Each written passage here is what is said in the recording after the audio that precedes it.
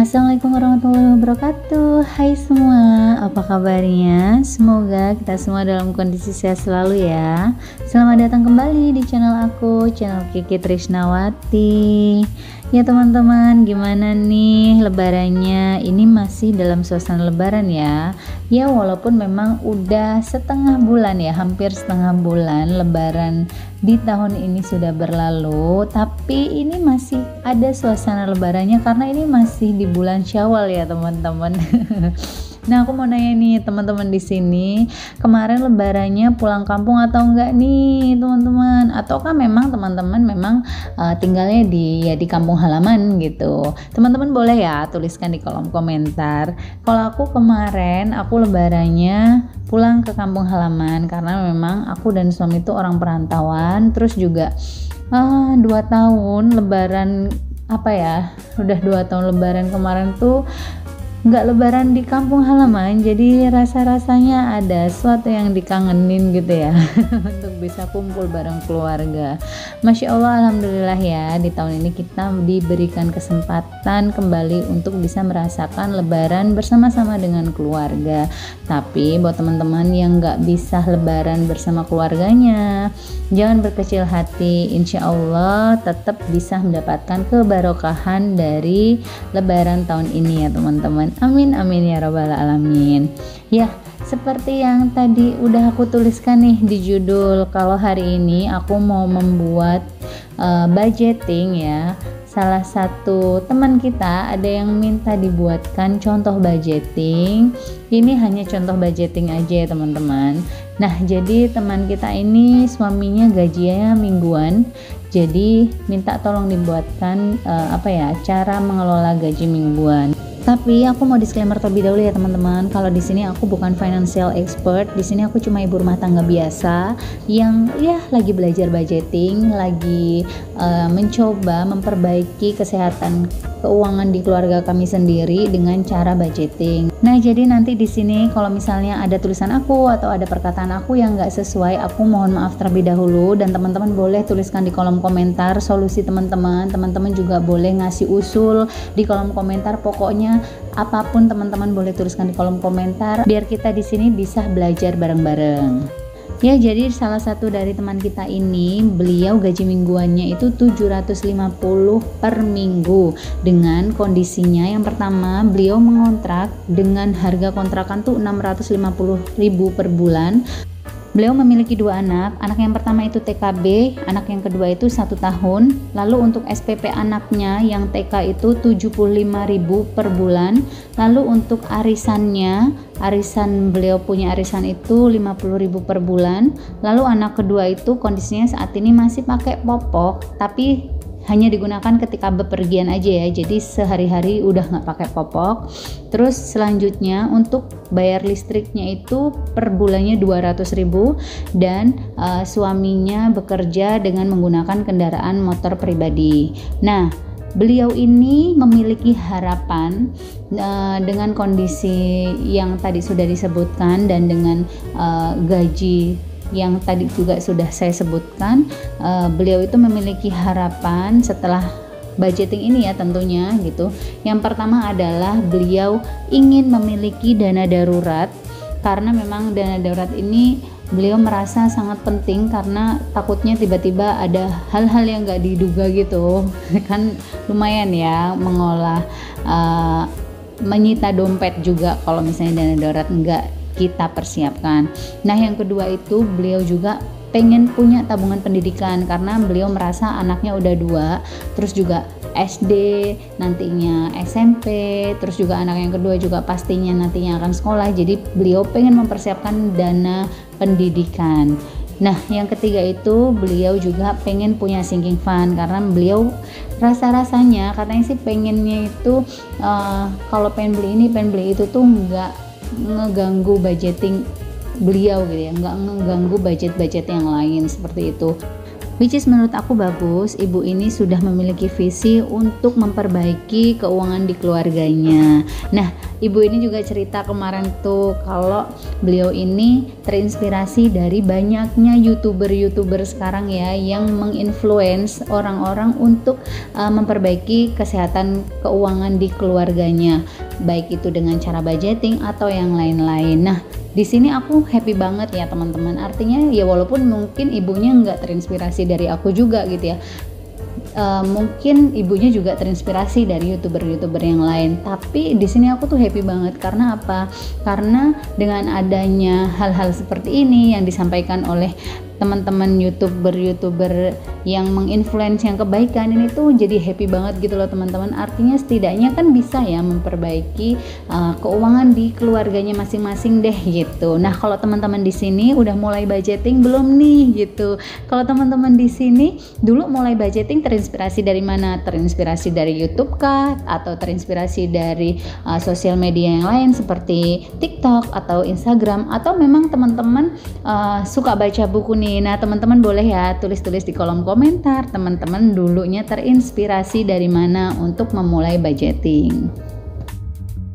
Karena Masya Allah ya teman-teman, aku pribadi, aku itu juga terinspirasi dari teman-teman youtuber yang lain. Banyak banget sekarang teman-teman yang bisa menginfluence kita untuk memperbaiki kesehatan keuangan di keluarga kita masing-masing.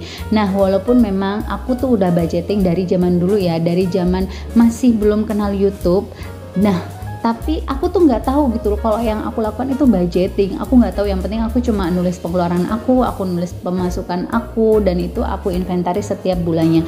Tetapi kesini ternyata ketika buka YouTube, Masya Allah, ternyata banyak banget orang-orang yang menginfluence dan menamakan ini namanya budgeting loh gitu. Wah, Masya Allah, aku sih happy banget ya teman-teman. Kalau teman-teman di sini yang udah mulai budgeting, apa sih manfaat yang teman-teman bisa petik dari budgeting teman-teman setiap bulannya atau setiap minggunya? Teman-teman boleh ya tuliskan di kolom komentar biar aku juga bisa belajar dari teman-teman. Nah, ini aku langsung aja mulai membuat contoh budgeting mengolah gaji mingguannya. Nah, mohon maaf terlebih dahulu ya teman-teman. Itu tadi kotaknya itu aku tutup pakai kertas karena tadi aku salah nulis. Jadi udahlah aku tutup aja pakai kertas. Nah, yang pertama itu aku akan membedakan dari segi biaya ya teman-teman. Di sini aku bedakan biaya tetap dan biaya tidak tetap. Nah, biaya tetapnya adalah biaya-biaya yang tadi sudah disebutkan oleh ibunya.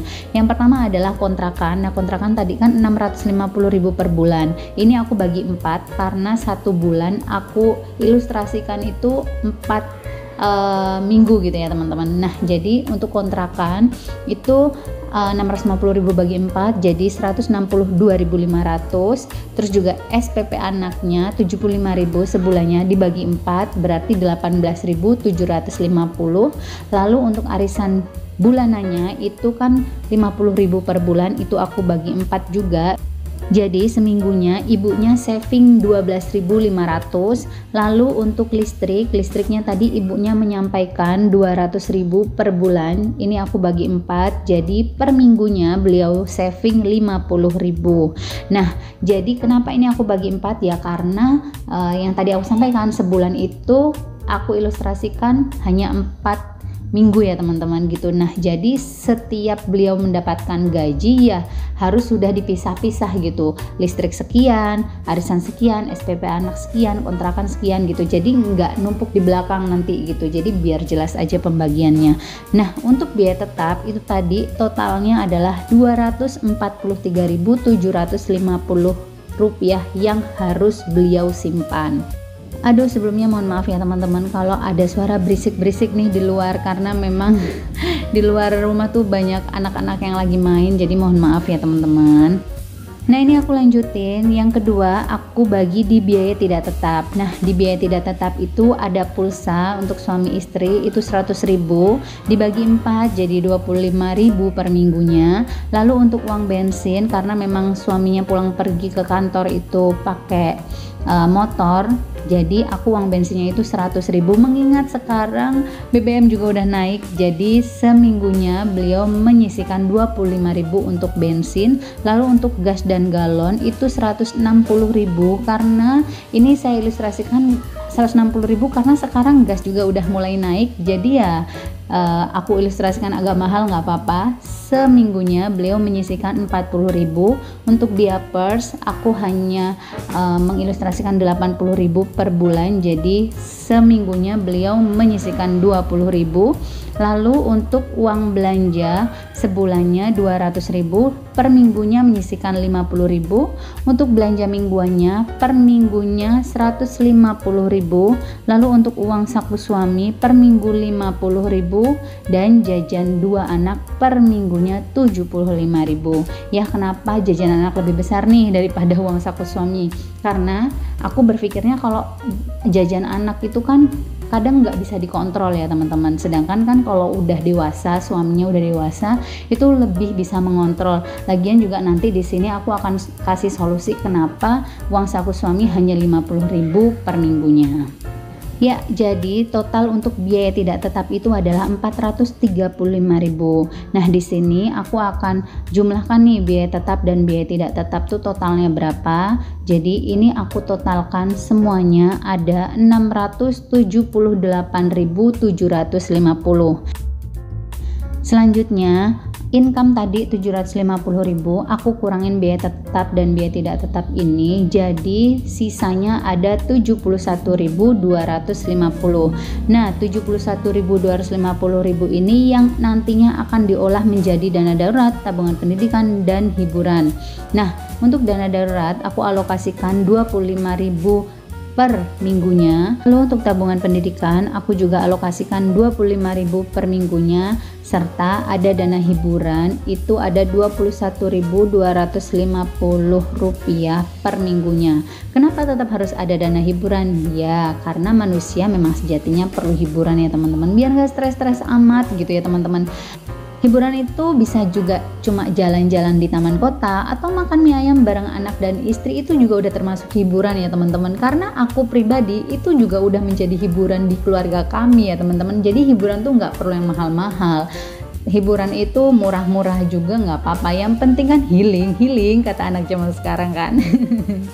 Nah, kalau teman-teman di sini hiburannya seperti apa nih? Apakah teman-teman harus main ke mana kayak gitu, main ke tempat rekreasi, ataukah teman-teman harus ke luar kota atau kemana? Teman-teman boleh ya tulis-tulis di kolom komentar.